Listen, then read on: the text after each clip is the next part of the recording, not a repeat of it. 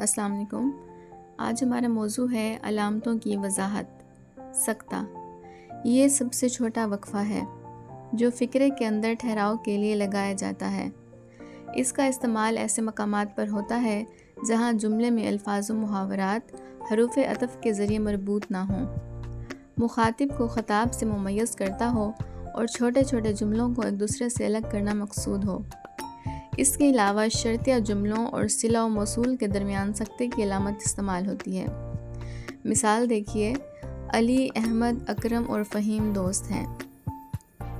میں 5 بجے سو کر اٹھا، وضو کیا، نماز ادا کی اور ناشتہ کیا۔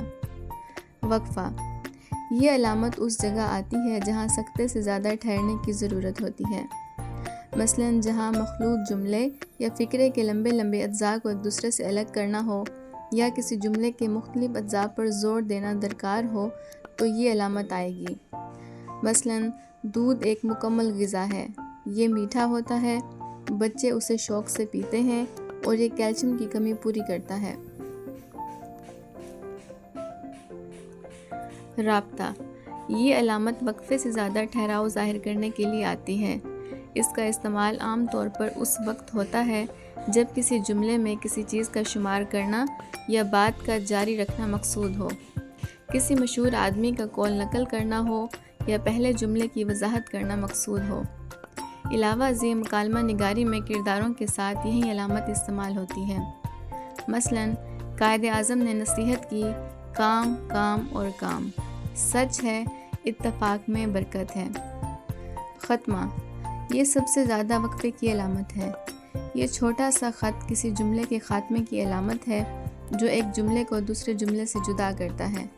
اس کے علاوہ مخففات اور سرکاری یا نیم سرکاری خط و کتابت میں مراسلہ نمبر کے لکھنے میں اس علامت کا استعمال ہوتا ہے۔ مثال دیکھیے، زندگی خدا کی بہت بڑی نعمت ہے۔ BA تفصیلیہ کسی بات کی تفصیل بیان کرتے وقت اس علامت کا استعمال ہوتا ہے۔ مثلاً حسب ذیل اور مندرجہ ذیل جیسے الفاظ کے بعد یا اشیاء کی فہرست گنواتے وقت اس علامت کا استعمال ہوتا ہے۔ مثلاً پاکستان کے صوبے حسب ذیل ہیں پنجاب، سندھ، سرحد اور بلوچستان۔ سوالیہ یہ علامت ہر سوالیہ جملے کے آخر میں لگائی جاتی ہے۔ اس علامت کا استعمال ان جملوں کو بھی سوالیہ میں تبدیل کر دیتا ہے جن میں کلمات استفہام، کیا، کیوں، کب، کیسے، کہاں وغیرہ کا استعمال نہ ہو۔ اس کے علاوہ قابل تشریح اور تحقیق طلب کلمات کے ساتھ بھی یہ علامت استعمال ہوتی ہے۔ مثلاً آپ کیا کھانا پسند کریں گے؟ یہ کتاب آپ نے پڑھی ہے؟ فجائیہ یا ندائیہ یہ علامت اس جملے یا لفظ کے آگے لگائی جاتی ہے جس سے کوئی جذبہ مثلاً حیرت یا غصہ، نفرت یا خوف ظاہر ہو۔ اس صورت میں یہ علامت فجائیہ کہلاتی ہے۔ ندائیہ جب کسی کو پکارنا یا خطاب کرنا ہو تو یہی علامت ندائیہ کے نام سے استعمال کی جاتی ہے۔ فجائیہ کی مثال دیکھیں، توبہ کی شدت کی گرمی ہے۔ ندائیہ معزز حضرات۔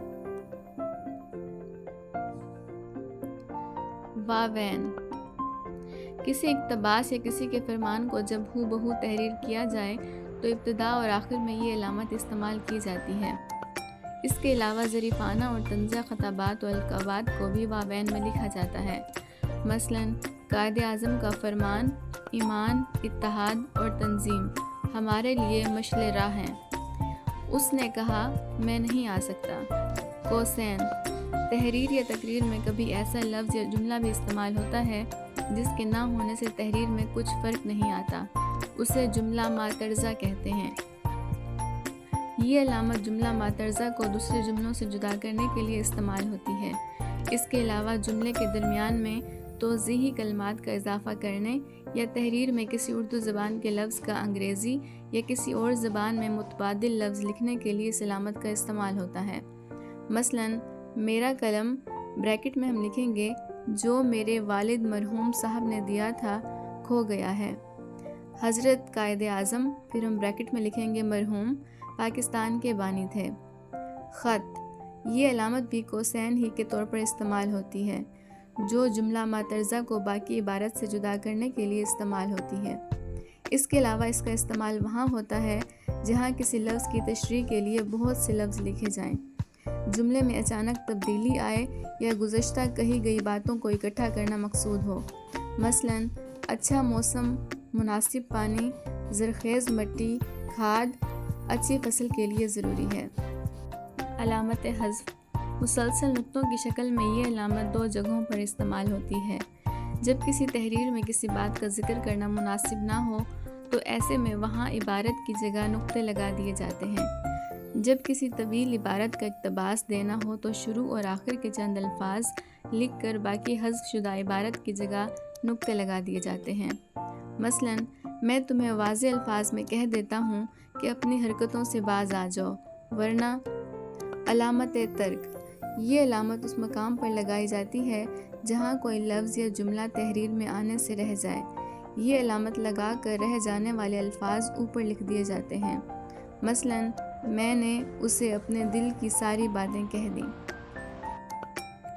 علامت حاشیہ بعض اوقات ایک مسلسل مضمون میں کچھ امور تشریح طلب ہوتے ہیں جن کی تشریح اگر عبارت میں کی جائے تو مضمون کا تسلسل ٹوٹ جاتا ہے۔ اس لیے ان امور کی تشریح اس علامت کا نشان دے کر صفحے کے نیچے حاشیے میں کر دی جاتی ہے، اور اگر ان امور کی تعداد زیادہ ہو تو ان کے اوپر نمبر بھی دے دیے جاتے ہیں۔ مثلاً مولانا الطاف حسین حالی کی کتاب حیات جاوید اردو ادب میں شاہکار کی حیثیت رکھتی ہے۔ علامت تخلص یہ علامت تخلص کے لیے استعمال ہوتی ہے۔ تخلص اس مختصر نام کو کہتے ہیں جسے شعراء غزل میں اپنے تعارف کے لیے استعمال کرتے ہیں، جو عموماً مقطع میں کیا جاتا ہے۔ مثلاً خواجہ میر درد کا تخلص درد، میر تقی میر کا تخلص میر اور اسد اللہ خان غالب کا تخلص غالب ہے۔ شعری امثال: ہم کہتے نہ تھے درد میاں چھوڑ یہ باتیں، ہم کہتے نہ تھے درد میاں چھوڑ یہ باتیں، پائی نہ سزا اور وفا کیجیے اس سے۔